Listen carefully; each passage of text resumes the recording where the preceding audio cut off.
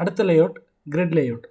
So grid லேஅவுட்டில் என்னென்னா, நம்ம கொடுக்குற யூசர் இன்டர்ஃபேஸ் காம்பனன்ட்ஸ் எத்தனை யூசர் இன்டர்ஃபேஸ் காம்பனன்ட்ஸை வந்து கிரிட் லேஅவுட்டுக்குள்ளே போட்டாலும் அது வந்து ரோஸ் அண்ட் காலம்ஸாக நமக்கு வந்து அரேஞ்ச் பண்ணி கொடுக்கும். அதுதான் கிரிட் லேஅவுட். அதில் முக்கியமான சில பாயிண்ட்ஸ் நம்ம பார்க்க வேண்டியது இருக்குது.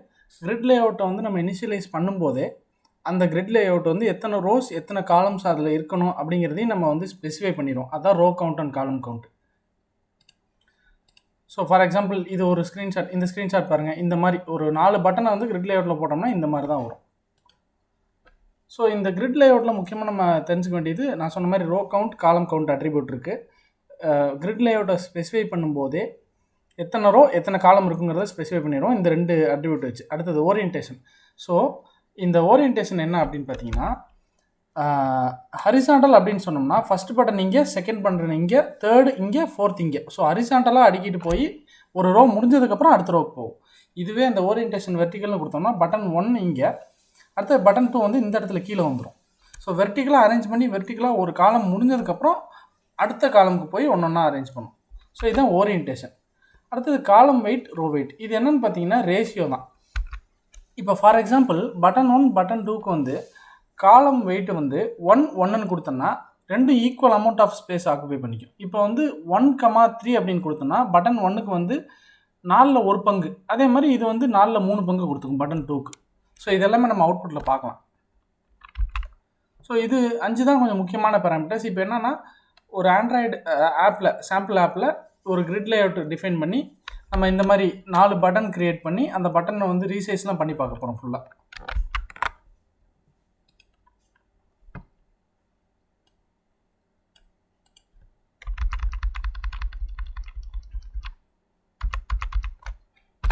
ஸோ ரூட் லேஅவுட் வந்து ஃப்ரேம் லேஅவுட் அப்படியே இருக்கட்டும், ஒன்றும் பிரச்சனை இல்லை.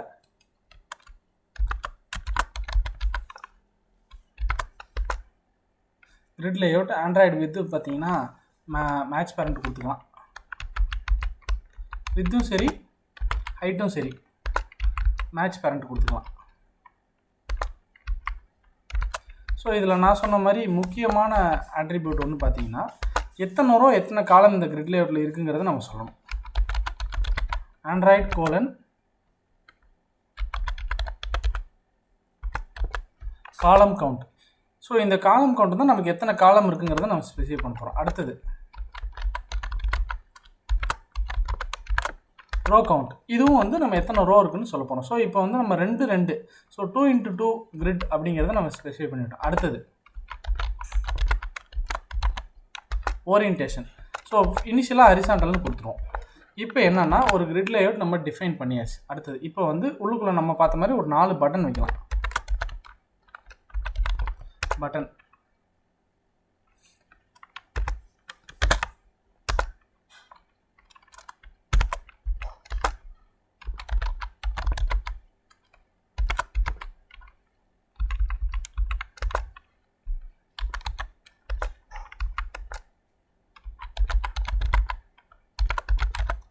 ஸோ எடுத்தோன்னே எந்த காம்பனண்ட்டாக இருந்தாலும் வித் ஹைட்டு நம்ம ஸ்பெசிஃபை பண்ணிடணும். வித் ஹைட் ரெண்டுமே wrap content.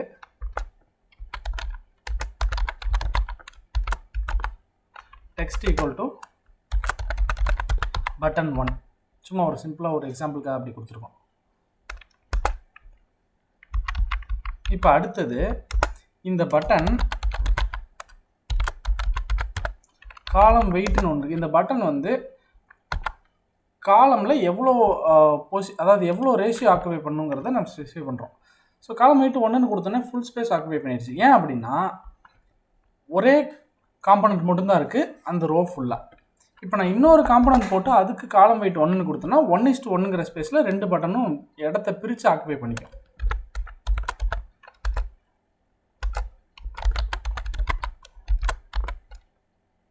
Layout width wrap content,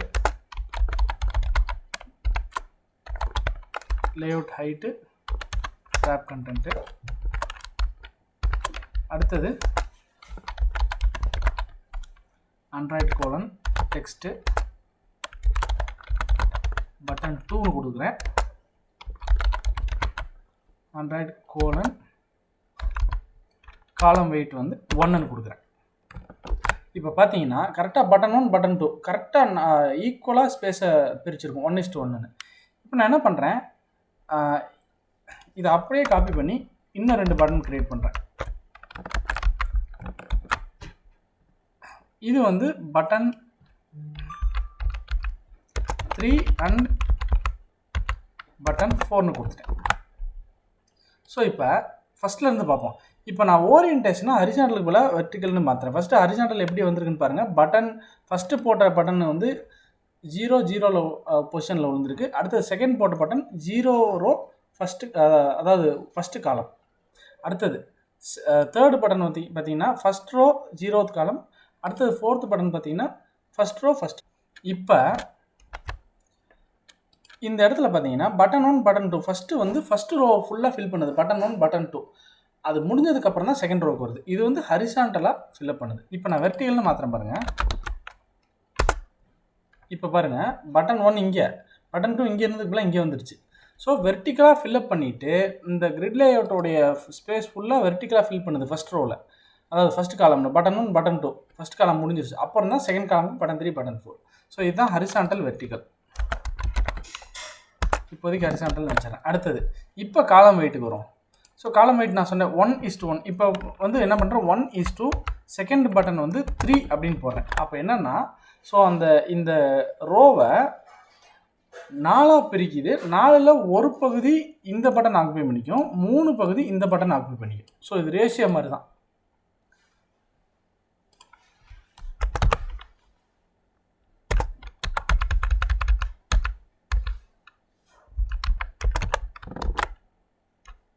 so இது வந்து நம்ம வந்து ஒரு ரோக்குன்னு இண்டிவிஜுவலாக பண்ண முடியாது. ஒரு ரோக்கு அப்ளை பண்ணோம்னா எல்லா ரோக்கும் அப்ளை ஆயிரும்.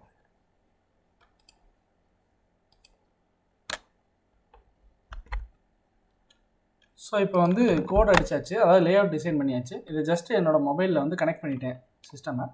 இப்போ அந்த மொபைலில் ரன் பண்ணி பார்த்துருவோம்.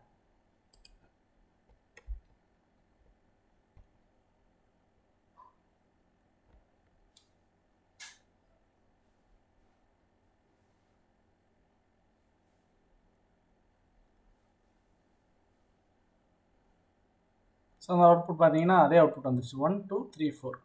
ஸோ இது வந்து நம்ம ரோ அண்ட் காலம் வந்து 2 கொடுத்துருக்கோம்.